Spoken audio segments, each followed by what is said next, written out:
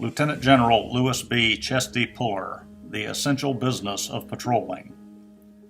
In 1961, Lieutenant General Louis B. Chesty Puller was interviewed by Marine historians Colonels John H. Magruder III and Roger Willock at Quantico. In this interview, we hear the legendary Chesty Puller comment on counterinsurgency operations in Nicaragua in 1930. The Marines faced a determined foe. The leader of the insurgents, Augusto Sandino, tapped Nicaraguan animosity toward the U.S. to lead a popular revolt. He essentially declared war on the United States. In 1927, President Calvin Coolidge deployed the 5th Marines to Nicaragua to stabilize the situation and supervise honest elections. Not having the firepower to effectively fight the Marines and the associated Guardia, the local Nicaraguan troops commanded by Marine officers, Sandino and his bandits melted into the hinterlands in the north of Nicaragua and along the Honduran border, resulting in a guerrilla war situation. Patrolling deep into bandits' backcountry lair was essential to keeping tabs on the insurgent locations and suppressing the revolt.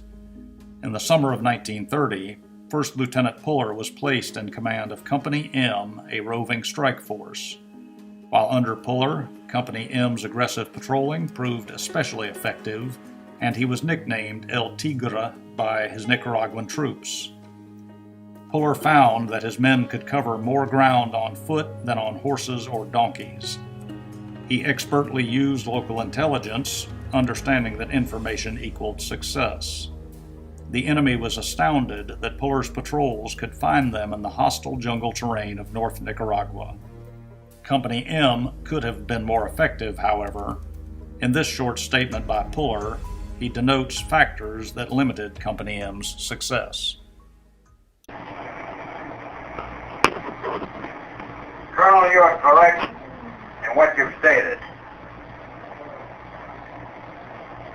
I was in Nicaragua for 5 years. The whole time I was down in Nicaragua, except a section of 3 months, I was in command of Company M, which was a mobile company. And during that 5 years, the only assignment that we ever had was to chase bandits. Now, I'm firmly believed, and I think that the history will tell you, if we had had 3 or more of like companies, we would really have accomplished something in Nicaragua. But what always happens in the Marine Corps is that we get dug in garrison duty, and when you get through taking care of property and a barracks, all the men, because the Marine Corps is short of men at all times, become frozen.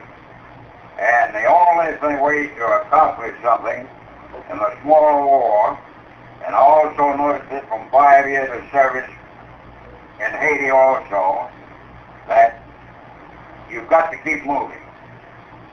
And in the future, I'm sure, because history repeats itself, that we will be back in such places as Latin America and Southeast Asia again.